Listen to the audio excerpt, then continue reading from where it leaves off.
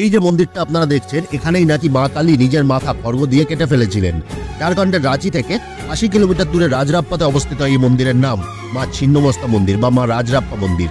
৬০০০ বছর পুরনো এই মন্দিরকে কামাখ্যা মন্দিরের পর পৃথিবীর দ্বিতীয় সব থেকে বড় শক্তিপীঠ বলে মনে করা হয়।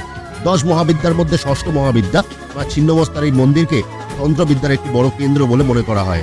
মা কালীর নিজের মাথা কাটা নিয়ে অনেক গল্প প্রচলিত আছে। তার মধ্যে একটা হলো মা চণ্ডিকা রাক্ষস বধ করতে এসে ৬৪ যোগিনীদের ডেকেছিলেন এবং সবাই এতটাই রেগে গেছিলেন যে রাক্ষসদের গলা কেটে রক্ত পান করেছিলেন।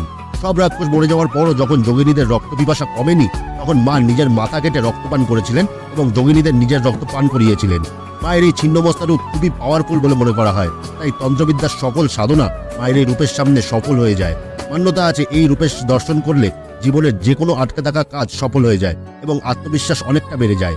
সুযোগ হলে অবশ্যই দর্শন করে আসবেন এই মা ছিন্নমস্তার মন্দির থেকে।